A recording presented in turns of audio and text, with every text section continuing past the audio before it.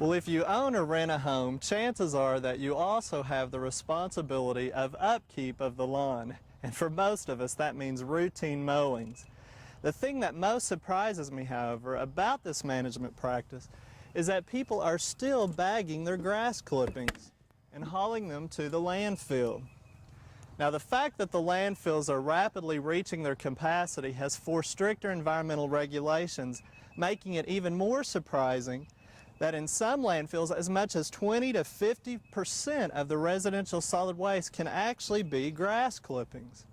Well, you can do your part to help reduce this waste problem by following the Don't Bag It lawn care plan being introduced into your area by your local county Oklahoma Cooperative Extension Service. Now, sometimes we do actually bag our clippings here at the studio gardens, and the primary reason is just to have a green nitrogen source to help in our composting process to heat it up a little bit. And occasionally that's just as a result of rain and not being able to mow as often as we would like, so it gets a little bit too tall, and then we'll go ahead and collect the clippings. But notice that we always keep our clippings right here on our site and compost them when we're using them. But you know, you can actually find some good reasons why not to even bag the clippings to start with. First of all, you can reduce your mowing time by 1/3. You also can save energy by not having to tote or push around those heavy bags. You can also save money by not having to buy the garbage bags in the first place, and then not sending them to the landfill can also reduce your garbage bills in many cases and also extend the life of your landfill. As a matter of fact, the lawn can actually benefit from returning the clippings back to the ground. This can be for increased water use efficiency. You actually recycle valuable plant nutrients that are collected up in the leaf blades, and then you can get, in many cases, a more uniform color by applying them back to the lawn. Well, many people are concerned and ask the question, won't returning the clippings back to the lawn actually cause a problem known as thatch? Well, thatch is actually caused from over-fertilization, over-watering, and not enough time in between mowings. And thatch is actually nothing more than the woody, tough runners and stolons along this area that are kind of a waxy material, and they don't decompose quickly enough in correlation to the overall growth rate of the grass. And again, that's stimulated by the over-fertilization, watering, and the mowing problems. So if a thatch problem does occur, it can be concerned just because of the fact that the chemicals won't really reach the soil surface and you won't get the optimum benefit out of them. It can actually cause more stress to the grass during cold periods or hot, dry periods, and it can increase the chance of disease pathogens. So thatch could be a concern, but if you follow some proper management or cultural practices that we're going to talk about, you can still apply the grass clippings back to the grass and not have any problems. And first of all, let's talk about mowing. Now, the general rule of thumb in mowing is to remove no more than 1/3 of the leaf blade at a mowing time. And you might end up actually mowing more frequently, but overall your annual mowing time is reduced. And let's give you some examples of this 1/3 mowing rule. We'll look at the type of grass, the mower setting, and the mower height that you would want to mow the grass. And first off, with Bermuda, zoysia, and buffalo grasses, say if you mow at the 2-inch mower setting, you would mow the grass blades in at the height of 3 inches. For hybrid Bermudas, the mower setting would be 1, it would be 1.5 for the mower height of the grass again. And for fescue, bluegrass, ryegrass, or cool season grasses, if the mower setting is at 3, you would then mow at the height of 4 inches, and that should give you the 1/3 rule.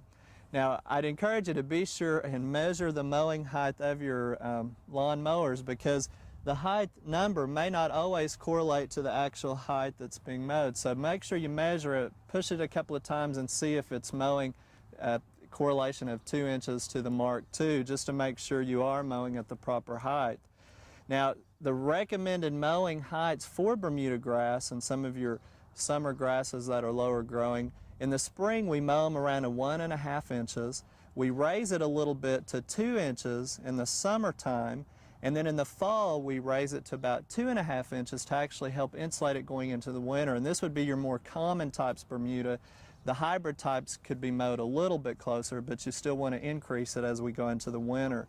For the cool season grasses like fescue again and ryegrass, bluegrass, usually we mow around 2 to 2.5 inches during the fall and spring. In the summer, when they're under more stress because they're really not adapted to the hot temperatures as well, we raise the height to about 2.5 to 3 inches.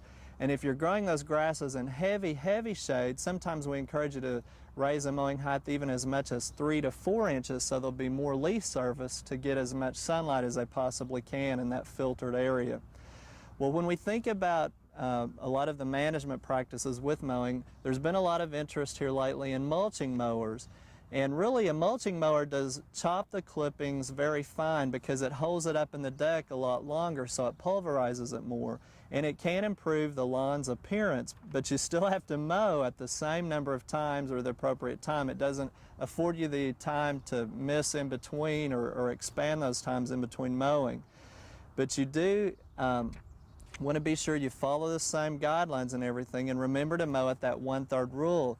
Now, you don't have to invest in a mulching mower. You can usually convert them over because there's a lot of options to that, or again, just use a regular mower by just following the same directions. But really, if you're interested in some of the mulching kits, I would encourage you just to be sure and stop by your local dealer to ask any questions that you might have in accordance to the brand of mower that you have.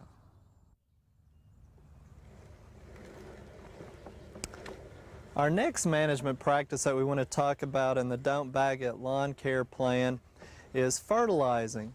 And the best way to determine your fertilizer schedule or amount and types of fertilizer to use, of course, is by taking a soil test at least every 3 years to determine what the soil is deficient in. Thus, it will affect the plant's needs. The Don't Bag It program works best when using a slow release type fertilizer, and I've got an example of one here. And really, most of the rates are still figured on 1 pound of actual nitrogen per 1,000 square feet.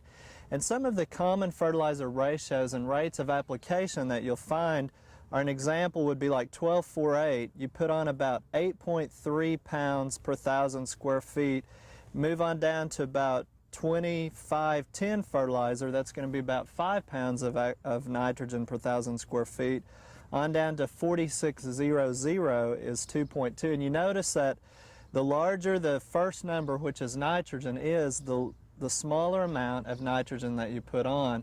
And again, that's figured on the 1 pound of actual nitrogen. And you'll see some other common examples of fertilizers that you'll find in the garden centers. Now, you need to look at the bag and read the label and look for words like slow release, which we have here, or water insoluble or controlled release. And sometimes it's at the bottom of the label or right under the nitrogen. And again, if you can get as much slow release as you possibly can, that will help out because you'll put on less fertilizer throughout the year. Now, it's going to cost you more, but again, it's a good investment and considered by many to be a little bit more environmentally safe in applying. Now, the best time to fertilize depends on the type of grass that you're growing. Bermuda grass recommendations can range anywhere from 3 to 5 applications during the growing season, and we usually suggest a lower maintenance level though, and recommend that folks apply fertilizer in late April when the grass has started to green up and grow, again in June, and then your last application in August. And usually that one has to be watered in if we're short of rainfall to get it watered in. And also it kind of helps in the spring dead spot problem by stimulating too much growth later on going into the winter season. Now, your soil test may tell you need more than that, even more applications, but you can get by in many cases on the lower maintenance level. With like buffalo grass, only applications are suggested around the 1st of May and August 1st. Zoysia grass, about 3 applications of May 1st, June 1st, and September 1st. And then the cool season grasses, you'll see recommendations like March, May, October, and December, usually around the 1st of each of those months. And here we even get by in our cool season grasses with just 2 applications on the lower maintenance level, one in the spring and one in the fall. Well, our third management practice is watering the lawn. And of course, turf grasses kind of vary in their water requirements. And behind me we have some of our cool season grasses, specifically fescue. And fescue, bluegrass, and perennial ryegrass actually use the highest amount of water, so they have the higher water demand in a rating system. And then you could kind of compare that with a close second to hybrid Bermuda grass, then zoysia, common Bermuda, and buffalo grass is really considered to be the most drought tolerant. Of course, it all depends on what kind of appearance you want during the growing season, but that's usually a pretty good rating as far as any kind of water demands. Now, most grasses can actually be maintained by applying anywhere from 1 to 2 inches of water per week during those dry conditions or times when we need to put on some supplemental water.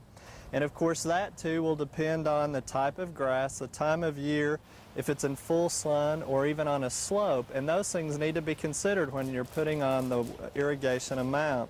Now, a typical water hose sprinkler that we can get just to hook onto the water hose and the attachment puts out about 1/4 to 1/3 inch of water per hour. So to get that 1 to 2 inches of water per week, we'd have to leave it on anywhere from 3 to 4 hours just to get an inch of water. Now, you can also calibrate those types of sprinkler systems as well as a pop-up irrigation system like we have here at our gardens by placing shallow cans like pie plates, cat food, or tuna cans randomly under the sprinkler zone. And what you would do is you would turn on the sprinkler, run it in that particular zone for about 30 minutes, shut it off, and then go out with the ruler and measure to see how much water, and you would average those various cans under that zone, and it would tell you how much water you're putting out for 30 minutes, and then you can calculate it accordingly to get that 1 inch of water on. Now, if you notice the water running off of a surface, so like in a berm area or a sloped landscape or lawn, you'll need to kind of watch and turn off the irrigation or the sprinkler system once it starts to reach that point of runoff. And then what you'd want to do is wait about an hour before you turn it back on to get your full inch of water. Otherwise, it's just going to run off the surface into the street and you're going to waste your money and the water. Now, some other watering tips would be to water early in the morning, and it's really important to do that because you're a little bit more beneficial in your water usage. The worst possible time is to water late in the evening because the grass will stay wetter for a longer period of time, and that can encourage disease pathogens. Also, if you have a timer on a commercial irrigation setting, set the timer in correlation to rainfall. One of the worst things to see is when an irrigation system is going on during a rainstorm or rain. And there's various devices you can put on to shut those irrigation systems off, but really it's better just to turn them on manually when the lawns need watering. And also, it's very important to water less often and more in depth. That way you can encourage a deeper root system, and the grass will actually respond a lot more to any harsh conditions that you might have on it. And of course, with any type of grass, again, water when it needs it, and there's several ways to determine that by looking to see if your footprints in the grass stay down for a long time before they pop up, or if the grass leaf blades, like on fescue, start to fold in half, or even if it turns a grayish, bluish hue, it's telling you that it needs water. And those are sometimes some of the best ways to just look at your lawn and determine when to water it. That way you're not overwatering and really babying it too much where it would then need all of the conditions and be more susceptible to any stress during the hot summer. Now, remember, in addition to the appropriate management of mowing, fertilizing, and watering, you have to make sure you select the right grass cultivar for your area, make sure you're using the right grass for your part of the state and for your particular site.